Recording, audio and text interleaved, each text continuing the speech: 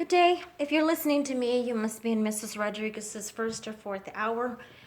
We're going over We the People. This is lesson 3, and this one is entitled, What Did the Founders Learn About Republican Government from the Ancient World? The purpose of your lesson is, in this lesson, you should learn how the founders were influenced by the ideas of classical republicanism. The importance of the Roman Republic and the moral ideal of civic virtue. You examine how these ideas shaped their thinking about what kind of government they wanted to create for the United States. When you finish this lesson, you should understand not only the principles of classical republicanism, but the difficulties the founders encountered in the attempting to apply those principles to the new American nation. You should also understand how classical republicanism differed from the natural rights philosophy in its account of human nature and individual rights.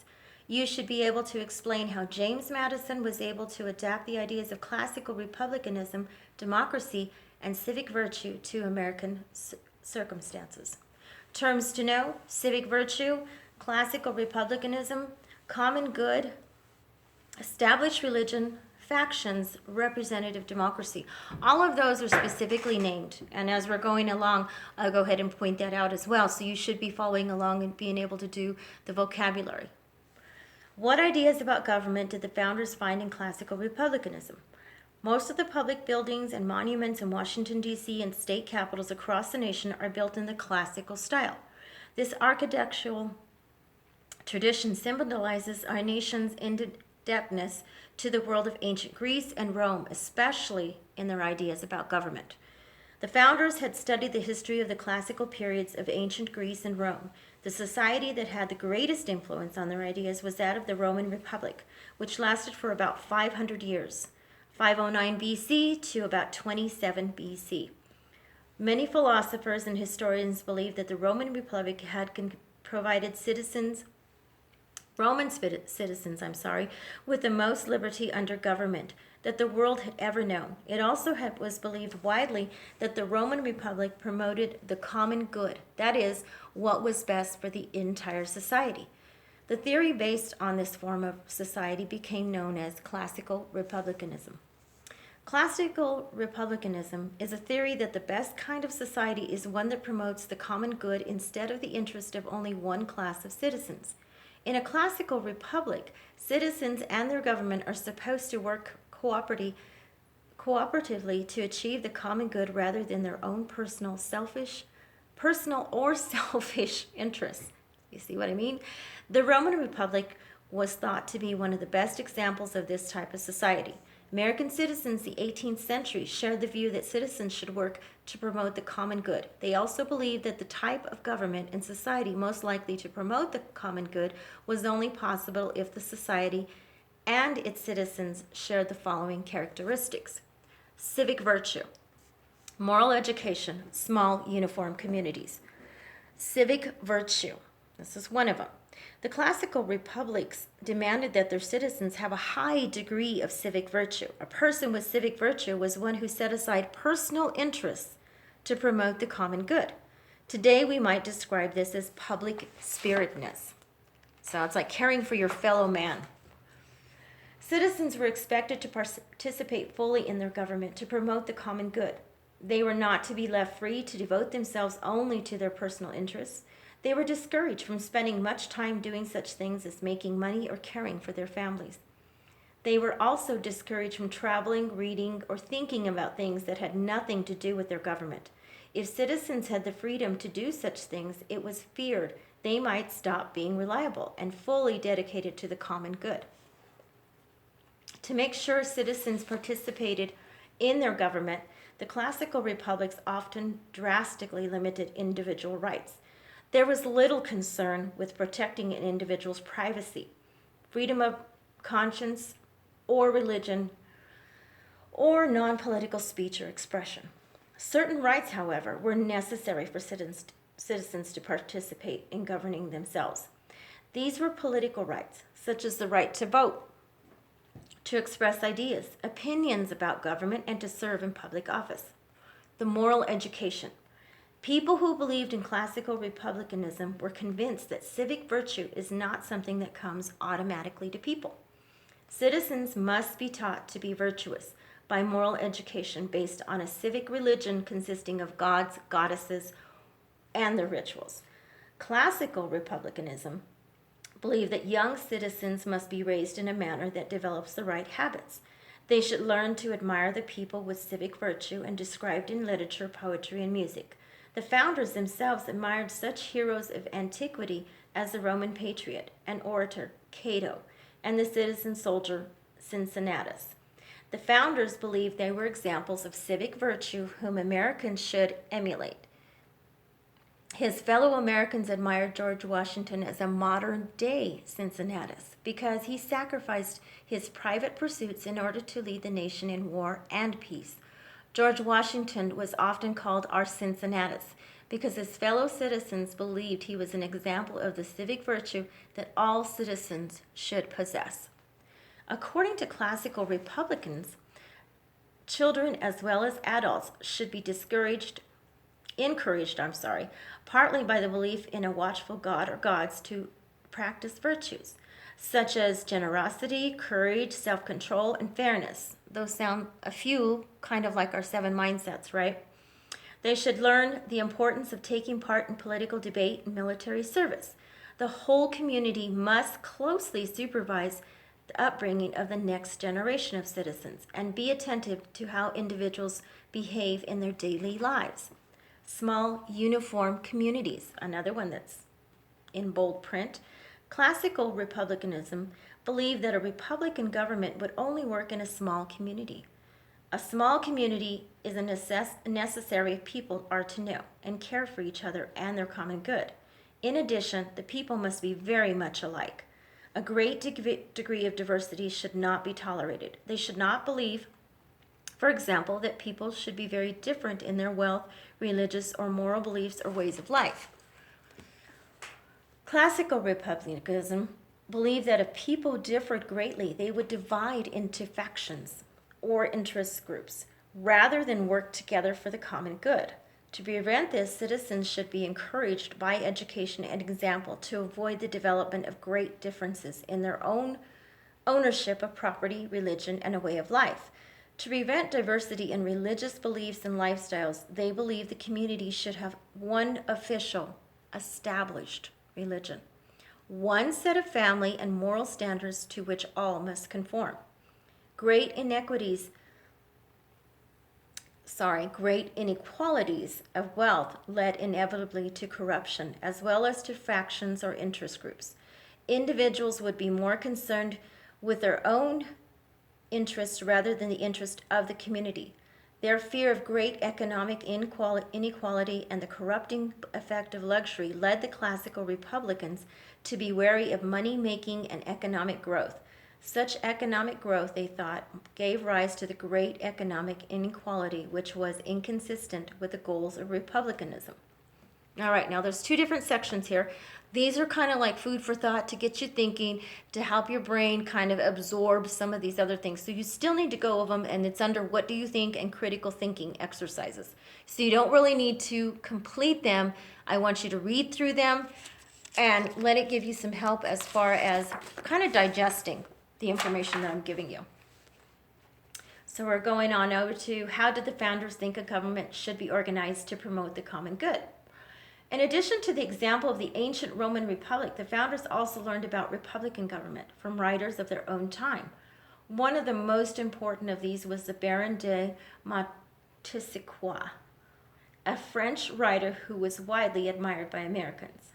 Montesquieu advocated a system that divided and balanced the powers of government among the classes. This, he believed, was the best way to ensure that the government would not be dominated by a single social class and would be able to enhance the common good. He admired the Roman Republic as a representative government that combined elements of 3 basic types of government: monarchy, aristocracy, and democracy.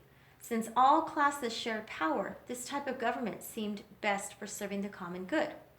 Even though Britain was a monarchy, Montesquieu admired the British Constitution, He believed it embodied the idea of a mixed government in which power was divided among different classes in British society. In some respects, the founders were uncritical admirers of the ancient world, most especially the Roman Republic. They were inclined to exaggerate the degree to which community rather than just the interests of the upper classes. They also overlooked the fact that the ancient republics depended on the institution of slavery. Their admiration for classical republicanism was based on a somewhat idealized version of antiquity. The famous founders were aware of the difficulty in transplanting ideas of classical republicanism to the newly independent American states. They differed, concerning the degree to which these ideals could be adopted. The classical republicanism of the ancient world only flourished in small, uniform communities. The following expectations of a classical republicanism posed several problems for the founders of the new American nation. Caring for each other and the common good in small communities, believing that people must be very much alike, supervising citizens to avoid the development of great differences among them in their ownership of property, religion, and a way of life, believing that great economic inequality is destructive of the common good, having one official established religion and one set of family and moral standards which everyone could follow. How is a political ideal based on a small, tightly knit community to be applied to a new country as large as the young United States, which represented people of different cultural backgrounds, economic conditions, and even religious beliefs? The classical Republican idea of civic virtue conflicted with the founders, believed in natural rights with their understanding of human nature as defined by Locke and the other natural rights of philosophers. The natural rights philosophy considered the rights of the individual to be primary in importance. The state existed to serve the interest of the individual and instead of the other way around. In classical republicanism, the rights of the community as a whole came first. Americans of the founding era seemed more representative of human nature as described by the natural rights. Philosophers then the ideal expected by the civic virtue of the classical republicanism.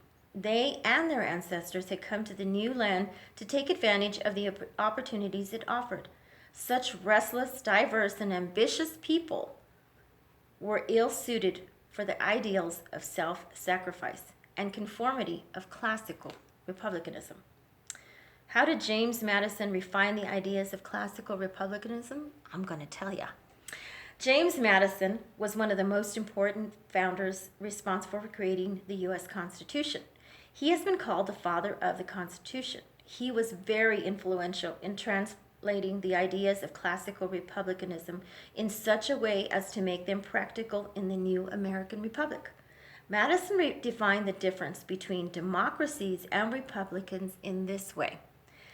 In a democracy, the people administer the government themselves. These direct democracies must be confined to small communities like the ancient city-states of Greece. In a republic, the people's representatives administer the government, allowing it to be extended over a much larger area. Madison believed, therefore, that America could and should have a republican form of government. Laws should be made and administered by the representatives elected by the people. Madison also accepted certain principles of democracy. He insisted that members of government should be elected by a large number of the people rather than by a small number or especially favored group. Such a form of government was a democracy in the sense that it derived its authority, its right to govern, from the people as a whole. Madison's new definition of a republican government, therefore, also could be defined as a representative democracy. In this way, the two classical ideas of republic and democracy were adapted to the new form of government created by the founders. Like the other founders, Madison understood the importance of informed and public-spirited citizens to this new government. He had to modify the classic definition of civic virtue to make it practical in the very different conditions of America. He accepted the natural rights philosophers' view of human nature. People were motivated primarily by self-interest. He believed that the pursuit of self-interest could, in its own way, further the common good. For example, a statesman's desire for fame and admiration from others would lead to him to practice civic virtue. The common good could be served by each individual pursuing his or her economic self-interest. Each would contribute to the general prosperity. Madison, also realized that as people pursue their own interests, they sometimes act against the interests of others and against the common good. Any sound government had to make allowances for this. As Madison said, if all people were angels, there would be no need for government. He argued for a government that would encourage people to act as good Republican citizens, possessing the quality of civic virtue. At the same time, this government would guard against the consequences if they did not. This is why Madison favored a constitution that limited government by the following methods: separation of powers, a system of checks and balances. The American adaptation of the principles of classical republicanism was then a sort of compromise. The founders created a form of government they called republican. And even though it was different from the models of a republicanism in the ancient world, they believed that it was important for citizens to possess civic virtue. Civic virtue could not always be relied upon, however. Therefore, the proper structure provided by a system of representation with separation of powers and checks and balances also was necessary to protect the common good. All right, couple more sections. What do you think? And reviewing and using the lesson. Those are all tools that you guys need to be able to list and learn from. In that blue box, there is 8 questions. I would like you to address at least 4 of those. And that will be what you'll be working on. Probably we're going to do it this way for the next couple that you have to do. So I'm pretty sure you did not get lesson 3 and lesson 4 as work that needs to be completed. But you have the next couple of days to do this. It's not that hard. All of the answers are here. If you're having trouble with something, feel free to contact me. Okay? Stay healthy, and I miss you guys.